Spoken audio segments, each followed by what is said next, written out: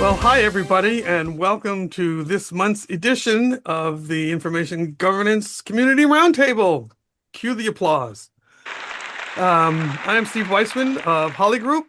I'll be your host this week, and really excited to talk about this subject, as all the others, because it's one that, as Rodney Dangerfield would have put, this is a topic that often don't get no respect. If I were wearing a tie, I would do the thing that he did. And it's really about policies. And there are many who are unenthused about policies, but as we know, they are definitely necessary evils. And there's a lot more to them than just simply writing down "thou shalt not." In particular, I want to, before we do our regular introductions, I want to welcome Lewis Eisen to the call today. Besides being a friend of the family here, he's made quite the career and name for himself in helping teach people how to do this better. And Literally wrote the book on it. and show the book, Lewis. Camera 3. Oh, he put it down. Oh no! Well, yes. This is the new one. Sorry. Yeah, that's the one. There you go. Okay. Yeah. This is the one for people to understand that we need better rules, being as opposed to for the writers of the rules. That's a different book. That's a different book. Yeah, Well, for the people But who he wrote them both. Yes, it's great. So let's get started. Do a couple of quick introductions. Jesse, you're in the upper left corner on my screen, so why don't you go first? Sure. I am a senior advisor with Opensity Solutions, and I am based out of Denver, Colorado. Enter and sign in, please. Donda.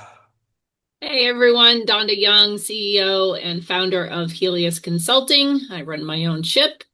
Been doing that for about 5 years. And as I say, I'm Steve Weissman of Holly Group. Been running my own ship in this incarnation since 2009. So we have a lot of good leadership here. And now for the others on the call, I'm going to take a page out of Jesse's book. I think it was your book, Jesse.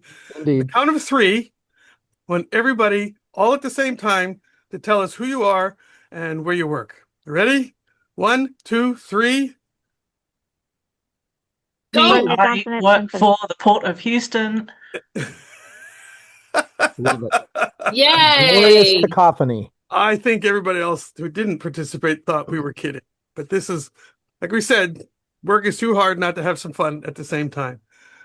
And it's almost a tradition at this point. So if you come to another roundtable, expect it. And if we forget, you can remind us. Clearing my calendar right now. Good. Excellent airline. We try to do these the 4th Wednesday of every month, but it does move occasionally. And in fact, we'll get to this, but I'll say it now since I already introduced it. We're going to take August off because most of the world does. And September's, we'll do it the 3rd week because the 4th week is ARMA. And people will be at conference. So there, see, I remembered, guys. All right, down to brass tacks. So we want to talk about policies.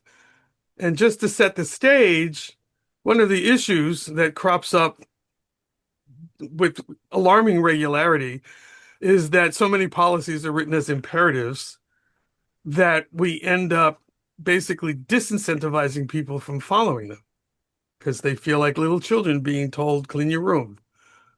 And, it comes certainly to me as a consultant in that, no, I spent all this time trying to figure all this out. And nobody does what I tell them. And therein, perhaps, lies the problem. So we're going to get into that. We're going to pick Lewis's brain to an uncomfortable degree because he was kind enough to say that would be okay. But this is a conversation, so we want to hear from you guys too. Real world stories, real world issues. If you've got advice, if you're seeking advice, it's an open forum. This is your space. We all talk to each other enough off these calls. We already know what we think, so we want to hear what you think. So let's kind of back up half a step and just sort of talk about policies and why you need them. And I think it was your comment in the setup, Jesse, you talked about, first and foremost, it's better to not have a policy than to have one that you don't follow. Never mind, it might be written poorly. Can you expand on that? Sure. I think the challenge is, and by the way, as Steve said, anybody feel free to weigh in and cut me off at the ankles here. Um, and yes, John, it's the same thing about a retention schedule or really any chunk of your governance framework, right? Um, I think the challenge for me is, and I work a lot with law firms and I see this all the time. The challenge is that if you're not following your policy, you're not following your retention schedule, what other parts of the program are you not following? What other things are you not doing or not doing the right way? And I think the last place you want to find yourself is on the witness stand trying to explain your way out of, well, no, we really do follow this part of our policy, just not these other parts because we don't like them. At least then you can claim ignorance if you don't have a policy. We didn't know. I don't know if a judge is going to accept that either, but I think ignorance is better than actual malfeasance. Yeah, and I can't tell you the number of times that this will shock anybody, but where I have talked to lawyers about these sorts of things, and if they have no other angle of attack, if they're on the prosecution side, um, they'll go after operating procedure. So you're better off, again, not having one at all than having one that's ignored. Well, you say you're supposed to do it. How come you're not? And that's always a bad thing. The next note on our list is, well, I'm going to bounce around a little bit as the conversation flows, but I also see Lewis nodding, so we'll get you to weigh in on this too. A lot of times, the answer to why aren't people following the policies is that they're too hard to follow. They're drafted in a vacuum, and by people maybe who don't understand the consequences of it. And so, Lewis, we already kidded you about having written not one but two books talking about the differences between policies from those who write them and those who need to follow them, and the need to make sure the division of thinking is appropriate. So maybe you could give us a couple of thoughts on that. Yeah, and here's one I think people would be able to weigh in on. I think it's really easy for somebody to say it's too hard. It's too hard to follow. But in fact, there's probably something else going on. And it could be that their boss has a speed expectation, or that their demands are coming from somewhere else, or it may be just really inconvenient.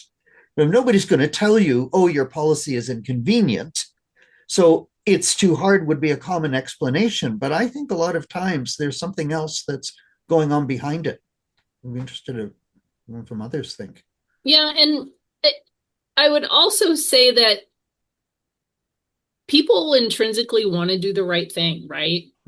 But how to operationalize a policy, a procedure, or a retention schedule, that's a completely different story. And if your policies, procedures, etc., are hard to operationalize, then no one's going to be able to follow them. So making them more simplistic and actually maybe standing up a SOP, a standard operating procedure, that helps guide them in how to be compliant with the policy, that's where I guess the rubber hits the road, where you're actually going to get some traction there.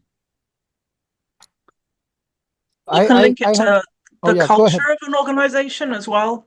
That if there's a culture of, we know that people are not going to read the policies, and so that's just the way that it is. If you really make an effort to introduce policies that people are going to comply with and read, then that's more likely to develop and transfer to other policies in the organization, and then it becomes part of the culture. Then there's more of an expectation for compliance. Well, that's another good jumping off point. As promised / threatened, Lewis, the expert is here. So you, among the reasons that you have explained, and I should say I had the privilege to be able to attend one of Lewis's sessions a couple of weeks ago, and it really is eye-opening. I would dare say I know a lot about this, and what I want to talk about next, I think is really, really important because it speaks to, in my head, how to write, well, like our title, how to write policies that people will follow. And a lot of it has to do with the tone. I mentioned that a lot of them are imperatives and people inherently resist being told what to do. I get people telling me all the time when I'm working with clients, well, yeah, this is what my bosses want me to do, but they don't have any idea what I do really. So it starts with that. And then it becomes almost, I don't want to fess up if I think I'm doing something wrong, as opposed to, I'm not sure how to handle this and being encouraged to talk about it.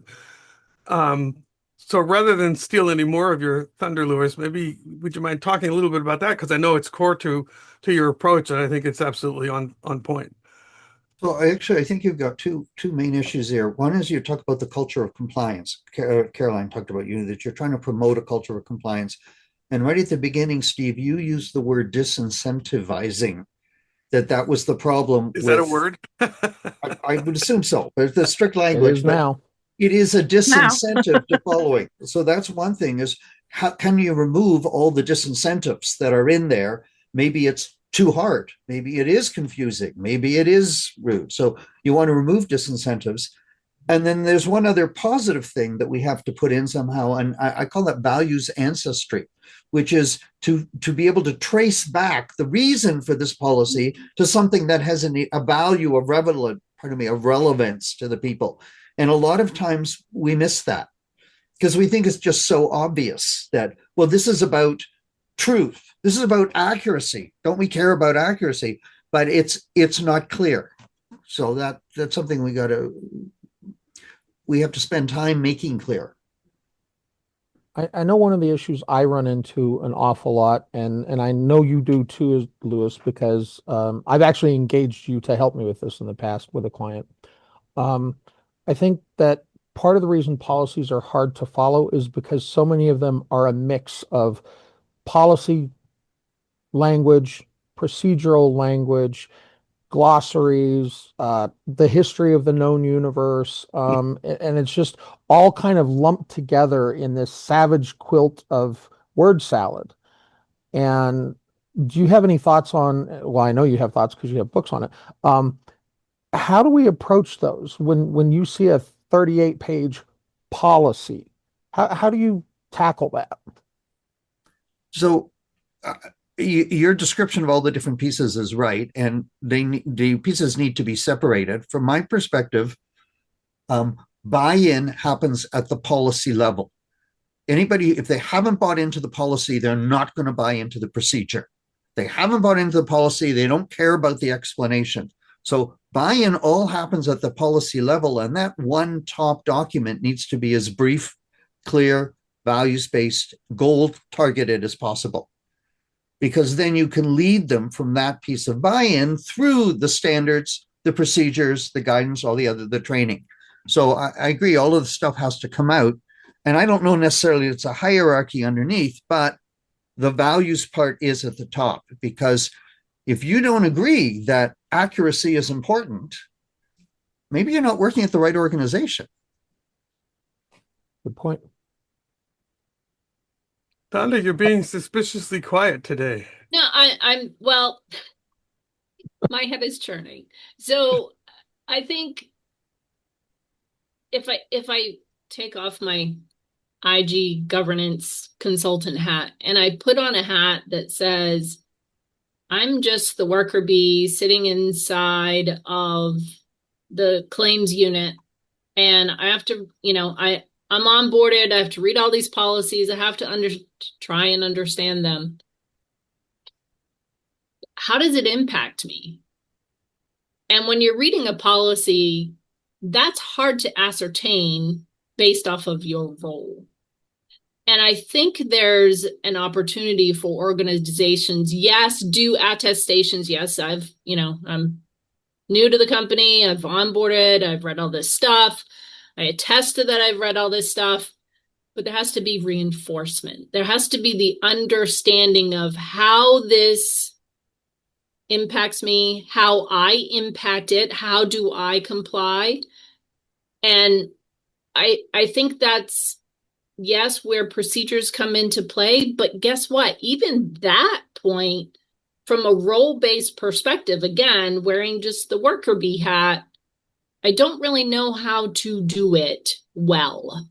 So I think a value add would be, how does it impact each role? And how can we encourage those worker bees to really comply and show them, give them job aids, give them videos, as John said in the chat, that is directly based on what the policy entails, but what's in it for me, right? Tell me how to do this so that I can do it and I don't have to think about it later, right? Love the whiffle. Well, speaking of John, you put a very timely note into the chat.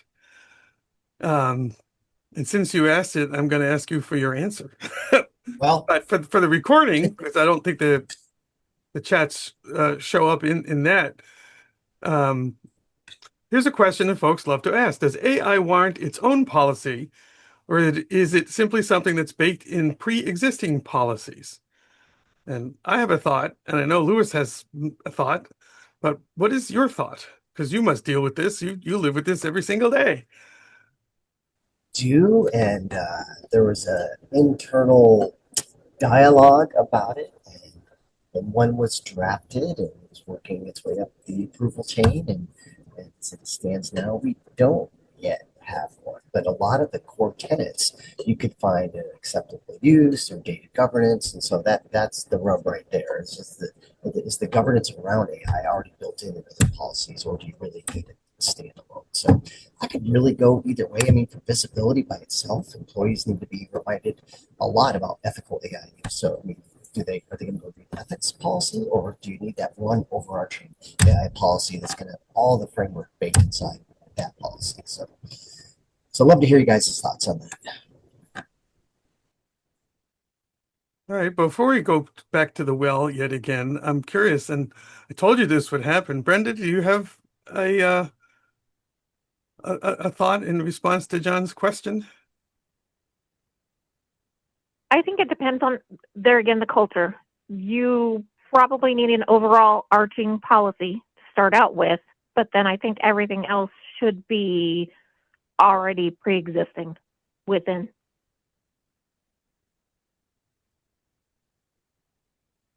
Anybody else? Caroline? Oh, I know Jen. All right. No, wanna Caroline first.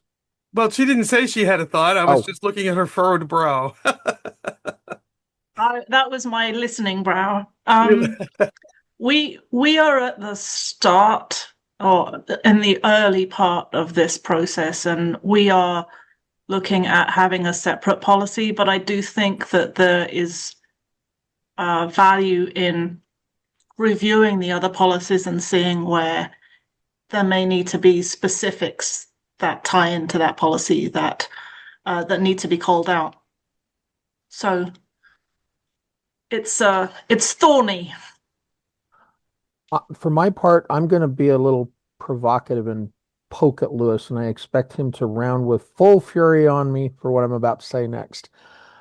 I think at this moment in time, because of the visibility of it, it may make sense to have a separate policy so that everybody from your supervisor on up knows that we're doing AI and that we're doing something about AI. I think ideally I would prefer to have it as probably as part of acceptable use policy, but I think you seize the moment and the funding maybe that goes with it and the visibility and the additional resources that go with it, and then you fold it all into the thing down the road. That's my immediate thought. Lewis, I'd love yours.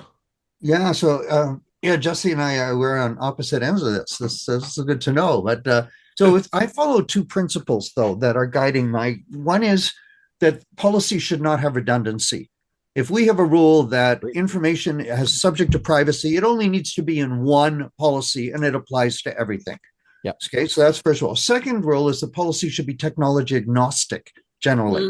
We don't write policies for particular technologies Agreed. Right.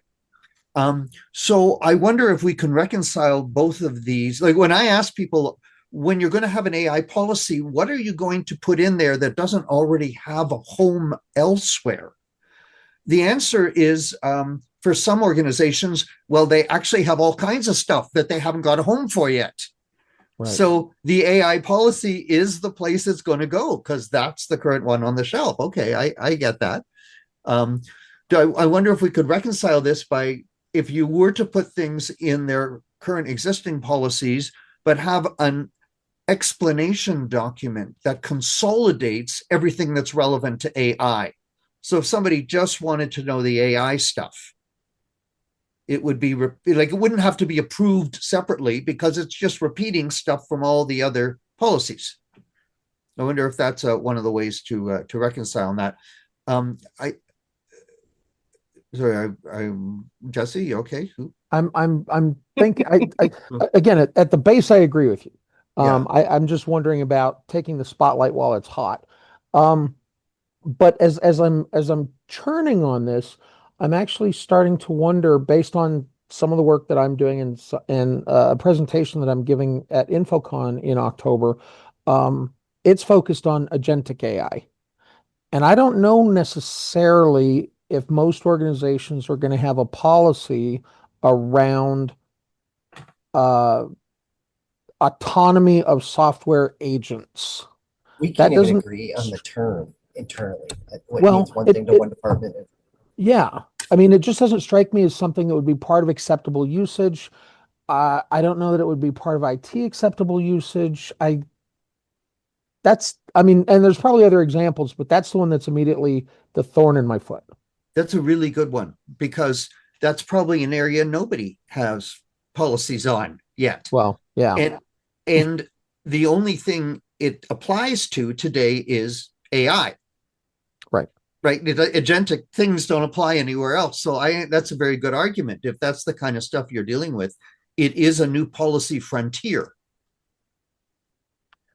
Yeah. What about and I don't want to derail this entirely into the AI policy or not policy discussion, but would you see the typical human in the loop requirements as something that would be part of acceptable usage, or? That's very good. I appreciate the question. I believe that the human requirements are part of acceptable use, but the acceptable use should come from HR, not from IT. Because now we have the acceptable use for years was from HR. What you're allowed to do on the telephone, whether you're allowed to run a business in the office, all this kind of stuff. Right. So there's a difference between saying, for instance, nobody is allowed to use the server in a way that hogs resources. That is an IT acceptable use thing versus nobody's allowed to harass other people. That's not an IT thing. That's an HR thing. So I would make that distinction. But Well, this notion of everything having a home, pardon me, my allergies have suddenly landed on my head. One of the other issues of many that bubbled up while we were sort of talking about this as a topic, is the inconsistent application of policy across departments. And I'm not talking about just people deciding it's too hard or not. Just somewhere along the line, the rules change despite good intentions. So I remember in one particular case, I had a client and we were talking to, a frontline worker who had transferred from one department to another within the firm and realized that what he was told to do in his prior position violated the policy of the new position or the place where he's working now. Same company, essentially the same role, two different sets of rules, because of the mixing and matching of where the descriptions are and where the mandates are, rather than separating it out and be able to point to, here's a policy covering X that everybody leverages, they all kind of adapted their own. And then back to the notion of enforcement, there was nobody writing herd on it to discover this. And I won't say that's why we were there, but it was one of the benefits of us being there is we were able to identify this. So I'll kind of open the floor for discussion about not only writing policies to be followed, but making sure that they're being applied in a standard way across the enterprise. And at what point do you allow variations on the theme, or do you at all? I tell you, that takes me way out of my expertise. And one of the reasons is that we've only always talked about policy standards and procedures. But in governance, risk, and compliance, there's a fourth document called the control, which is a document that you use to regulate just what you're talking about. And I don't know anything about it. I see Donda nodding. I mean, maybe you got some. Yeah, I'm glad you brought that up, Lewis, because I hadn't thought of that. I worked with a client, a financial services client, and that's exactly what they did, is they had the policies, but they put controls in place to monitor how and what people were doing. And it was underneath the umbrella of IT risk management, where, interesting enough, where information governance and records management actually sat, which I thought, ooh, what an interesting concept. I like that, versus the legal department, or God forbid, still facilities. But it worked well. And this particular organization's culture was of the mindset that they wanted to do the right thing. They just needed to be led in the direction of doing it. And so that's part of the reason why they put controls in place. And some of those controls were at a very role-based specific target for attestations yearly. Their senior leadership had to attest to certain things within their risk controls. And then there were other roles that also had to attest to other certain types of controls. And I do think after going through that exercise and assisting this organization with the design, the development, and helping them actually implement some of those things, which was the fun part for me, I could see where it was going to make a change. So change management was really big when you instill new policies and procedures and controls and standards. So you have to communicate often, which they did, which is fantastic.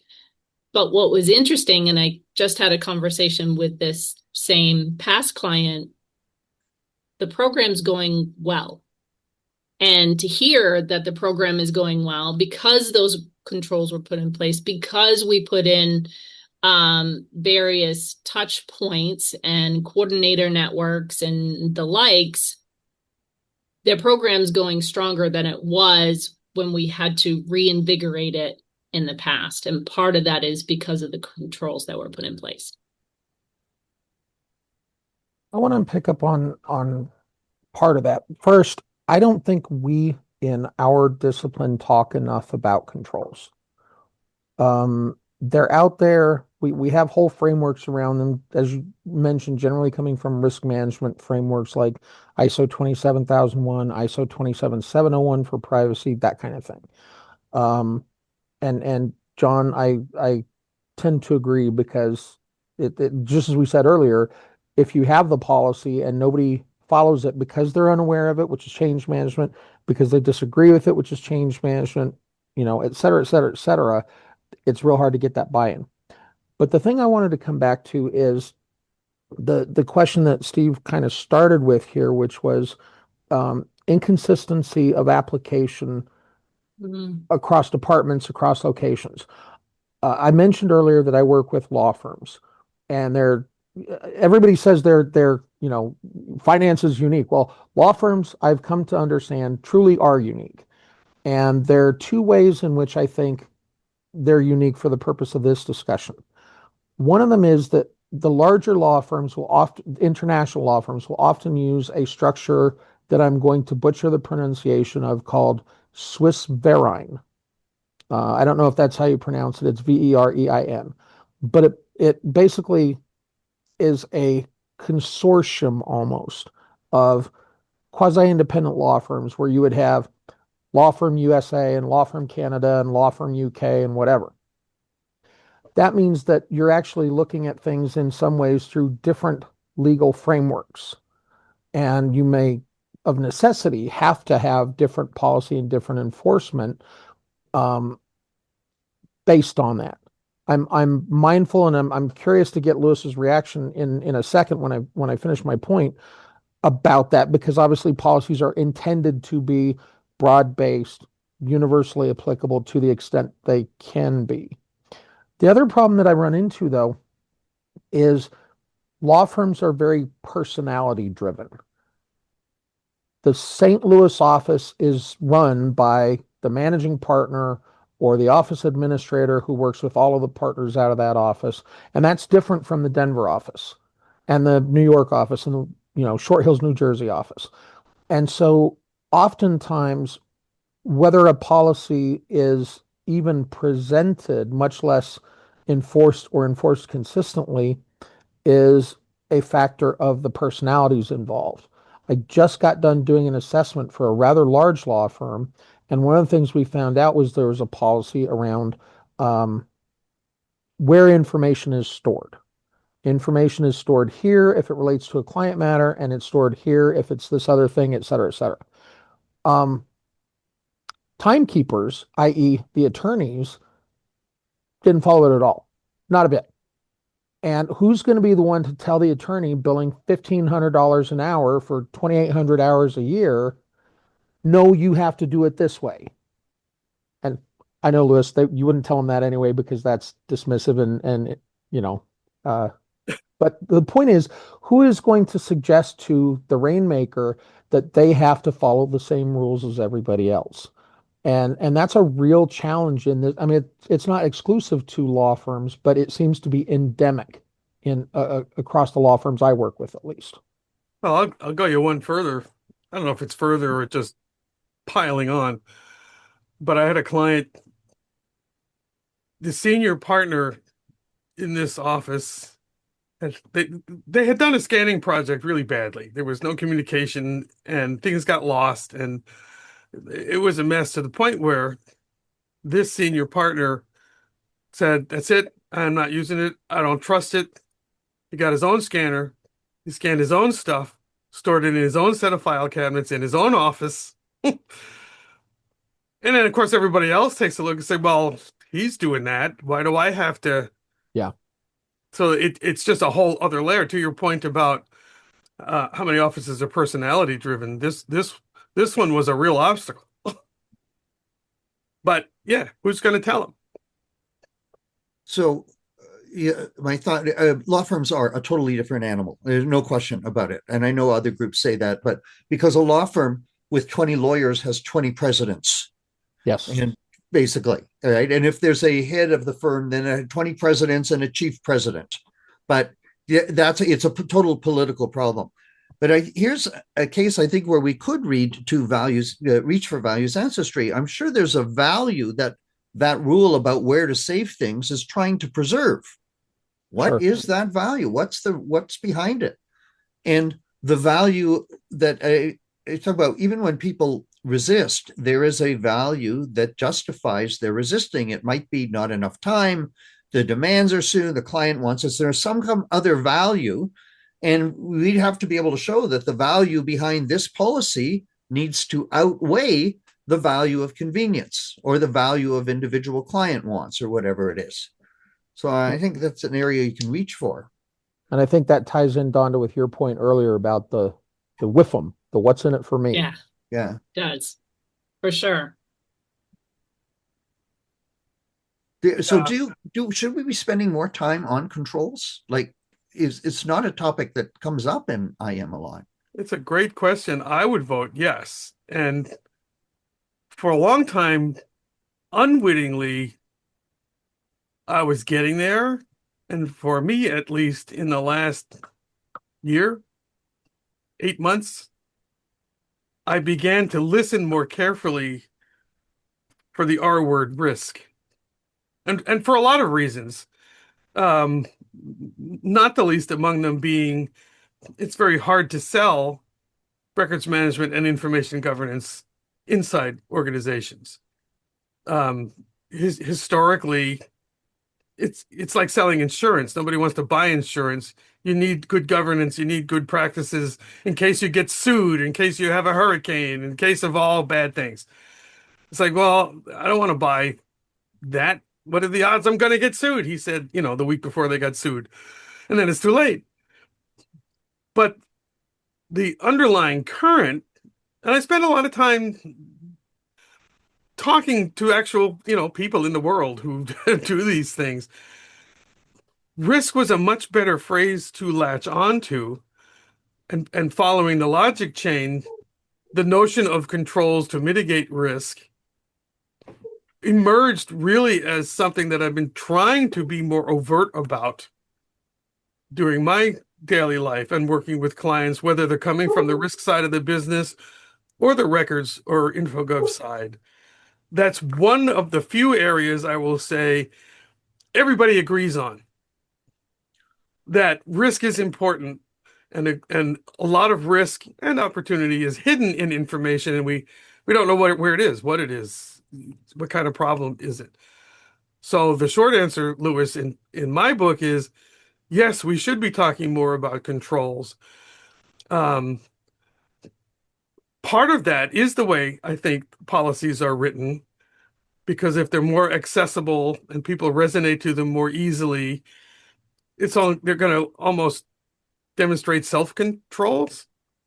It's kind of an odd use of the phrase, because it'll be easier for them to get their minds around. So that's, good cop. Historically, one of the problems has been looking for who's going to play bad cop. And that's kind of what we were just talking about. Who's going to tell the senior partner, you can't do that? Or how does it make somebody feel when they get called on the carpet because they had a privacy breach or at a client that nearly did, but they caught it in time? So there's also, it's one big ball of wax to me that falls under that control mechanism. Controlling the information, but then soft C controlling the people, encouraging them to move in the direction we want and figuring out how to gently reprimand or redirect. It's parenting. You raise another issue, Steve, that one of the things we make an assumption is that we have a policy, we put it forward, and it's for a good reason, and we expect 100% compliance, or as close as we can get to full compliance, and that means everybody. And part of our job in articulating the policy is articulating the risk, what will happen if you don't follow the policy, and we expect the client not to assume the risk. Right? That's sort of, we're premised on the fact that we'll tell them the risk and they'll be afraid of that risk, and then they'll want to follow the policy. But here you've got a case where an individual lawyer might say, well, I don't care. I'm willing to assume that risk. Yeah. Where does our job as the advisor, where does it, at what point are we doing our job, and then where does it stop? Yeah, and I think it is at the advisor level, honestly, because that's all you can do. Whether it's your internal IG or external consultant IG, all you can do is articulate what those risks are, and they have to balance whether they want to, need to, and are going to actually adhere and accept the risk, not accept the risk. And it's not our job to be the police anymore. I think we always thought that, because we're passionate about the risks, the controls, the best practices, the standards, but we can only inform, and it's up to the individuals within the organization to be informed, follow or not follow, And if your senior leaders are willing to take the risk and say, no, we're going to deviate from this because it doesn't match our way of working, okay. I had a client where I worked with the IG team who reported to a senior VP for enterprise risk, fairly large corporation, privately held, uh, 30,000 employees or thereabouts. And he was probably about number 10 or 12 in the leadership chain. Pretty high up guy. And on more than one occasion, we were trying to update a policy, update the retention schedule, do whatever. And the topic came up around managing their data lakes. And they really, really didn't want to get rid of any of that customer data, privacy aside, largely, because of all the insights it provided. And he told them, and he told us many times, that essentially enterprise risk's job is to make them aware of the risks and offer them the choice of whether or not to accept them. If they're going to accept the risks, good on you. Here they are. Good luck. Call me when it's time to be deposed. And if they're not willing to accept the risks, then we have to figure out what the right change in behavior is. But ultimately, that question is a business question. It's not really an IG. I mean, it is an IG question, but we don't have control over it to that extent in most organizations. And I think a lot of us don't really know how to document risk properly in a way like that's to protect ourselves. We need to document that we've advised that. And I'm not sure how to do that. Well, I have worked in this case, they had a risk register, and people's behaviors changed once that risk register was not made public, but internally, nobody knew about it. And he actually brought that to one of their senior leadership meetings and said, you guys know that we track all of this, right? We're tracking who made the decisions, what the decision was that was made, and if there were any bad outcomes, what those outcomes were. And we're working on, at the time, and my project wrapped up before they got to this part, they were trying to actually financially quantify them. You know, if we had a data breach, heaven forbid, it cost us $10 million in bad publicity or whatever. And so they're trying to add that last bit. But once people saw that there was a risk register where things were being documented, it changed the risk calculus a little bit. He may not It be the number absolutely 10 guy does. anymore. What's that, John? He may not be the number 10 guy anymore. Well, he may not. Go ahead, Donda. No, I was just saying that I saw that firsthand, that some of the behaviors had changed because, oh, this is going on a risk register. Okay, I'll have conversations with my team. Even when I was a practitioner and I actually helped our risk management team actually implement a couple of risk registers around IG and records management, some of the behaviors started to change when it came to implementing new pieces of technology. When we had a risk register that stated we had to, I'll simplify this, but basically you had to follow your retention schedule regardless of what the tech was, right? So it either had to have those pieces of capabilities or it had to be able to plug into something that did. So needless to say, that kind of forced that RM, IG, and IT conversations a little more prevalently because of that risk register. Well, to me, it strikes me as making it more concrete, more tangible. Certainly as the line from MASH always was, in the dark days before Pearl Harbor, when I got into the business, the policy was this ethereal thing. It's almost like an academic exercise. Company wants me to do X. I'm painting with a broad brush, but it was a lot of the vibe that I would get and still often do get for companies that are lowest down on the maturity model, if you will, as it relates to these things. That it's like, well, they don't really know what I do, but I get what they're after, and I'll make sure. Okay, I'm supposed to put this document in that repository, but IT keeps screwing up and I can't get into it, so I'll just put it over here in the shared drive, and no harm, no foul. But documenting what that risk is about and then explaining, perhaps in a companion document to the policy, why do we need to do this? That there were real, and they're all business reasons if we follow the threads far enough. Right. And then it becomes marketing, because maybe the person who's just feeding stuff into a scanner doesn't care so much about the company good, but they care about their own well-being. So we're back to the WIFM. Well, and I think you do get some, some organizations better than others and some people better than others, but I think most people want to do the right thing. Most people are not genuinely bad actors. So part of it comes down to enabling them to do the right thing as the easy path, right? To the extent we can. Obviously, it's called work for a reason, not happy spend the day with other people instead. But I wanted to come back to something.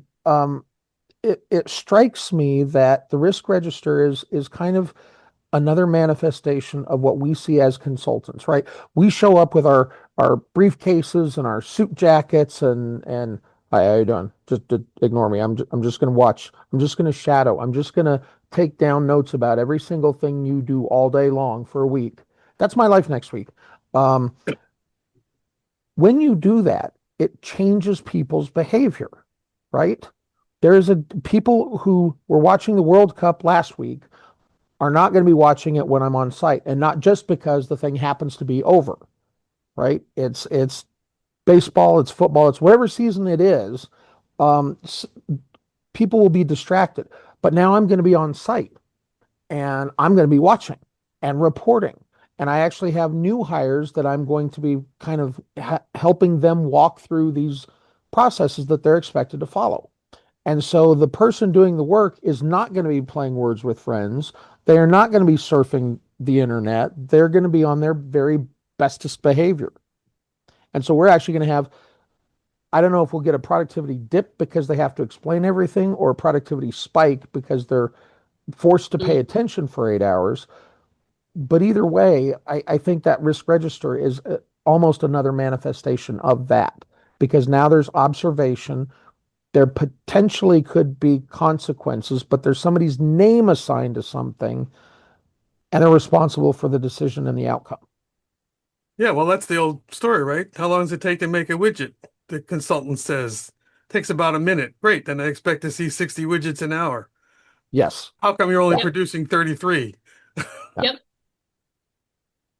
It does sound like, to Lewis, to your point in the chat, the risk register sounds like a good topic for another meeting, and it does indeed. So We do have openings in October and November. Or Well- no, November. well, we can October always was mix it up too if there's an upwelling of demand here. Again, these are for you guys. We talk a lot amongst ourselves anyway, and for me, I love having the opportunity to hear what you guys think. And, always, like any self-respecting consultant, of whom there are none, I'm always happy to share what I think, but I already know that. So if you think this is a good topic, and maybe talk to some others, we'll happily reshuffle the deck here. We are getting towards the top of the hour, but we're not quite there yet. So let me take this opportunity. John, Brenda, Caroline, what do you have thoughts that are lingering, or even open questions? Or if you have complaints, you can send them to Jesse. Just want to make sure we don't run out of time without addressing something that's top of mind for you guys. Thinking about where I am in Houston, we moved to a new building at the beginning of the year for our head office, and there are certain rules that just apply to this building, and so we needed to have some way of communicating that. And some of those first drafts did look like it was a list that might be sent to a bunch of kindergartners. How do you make sure that people are going to treat the building nicely without making it seem like they're 5 years old? And trying to navigate through that evolution. And then I really liked the question about how can you, if everybody wants to do the right thing, how do you communicate, if people want to assume that risk, then what is the punishment going to be, or what is the consequences, and so on. And again, without treating them like they're 5 years old, how do you respectfully say, there are going to be consequences to your actions, and who's responsible for that as well? That's the big question from where I So- sit. It's the whole bad cop thing. Who and Right. how, but people somehow already know, don't write on the washroom walls in the office building, Right. or go outside to smoke. Right. But and it's not, there's no, if you smoke in the office, we're gonna sit on you or feed you castor oil. I mean, it's just, Right. and Or yet put you in somehow a for slime this, tank or- yeah. I think it's a really good point that you raise. How do we do that? Why is this so different? Yeah. I don't have I an mean, answer. other than, the standard verbiage that's in all of the other policies, you may be subject to disciplinary action up to and including termination or such. You may be subject. Don't force us into making a decision. We might have to decide if we're going to fire you. And then who's going to be That the bad wording. cop? Yeah. HR. Very interesting.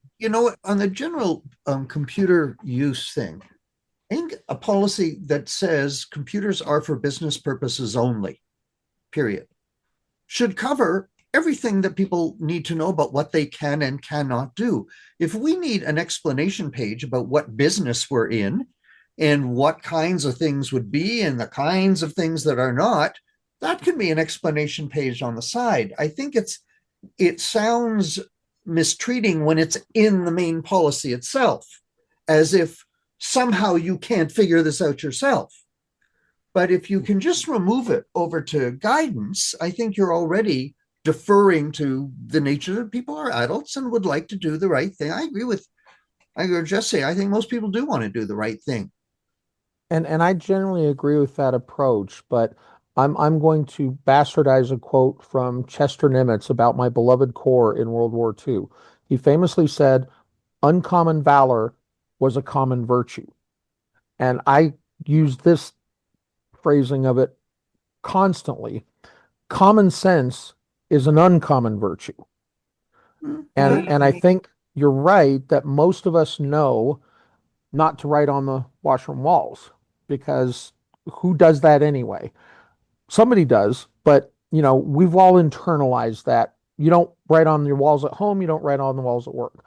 But I think there's an awful lot of stuff that should be covered by computers are for business use. Well, but what about all of the weird websites that I want to surf in the middle of the day and watch the World Cup and the Final Four, and those surely don't apply. Well, why wouldn't they apply? This is just common sense. Well, that's why we have to have policies in the first place, is because we don't have common sense. But I do think we have to explain them. I think if you explain them in the master document, that's the part that starts to sound very heavy-handed. Yeah. Whereas if an explanation gets moved down, just for clarity, just in case anybody's confused, we are not in the casino business. We are not in the pornography business. We are not, just in case you're confused about it. Like, I do think we need to list them and be explicit. Just not in a different document. Yeah. No, that makes sense. That was one of my biggest takeaways from your course, Lewis, was separating these things out. Yeah. It really shone such a light on something I knew was an issue but could never have articulated. And it does simplify a lot of things. we are now at the top of the hour, so I will count that as my takeaway from this call. Donda, you want to give us ours, and then Jesse, and then I'll just remind the little bit of housekeeping for what's coming up next. Sure.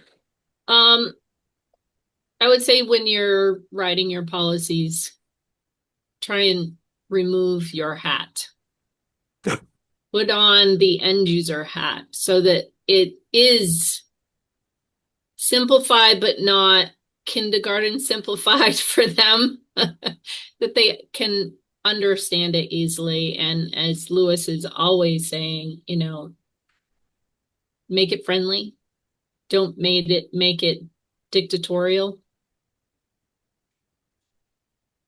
For my part, because Lewis is probably too nice to do this, I'm going to recommend that you go get his books.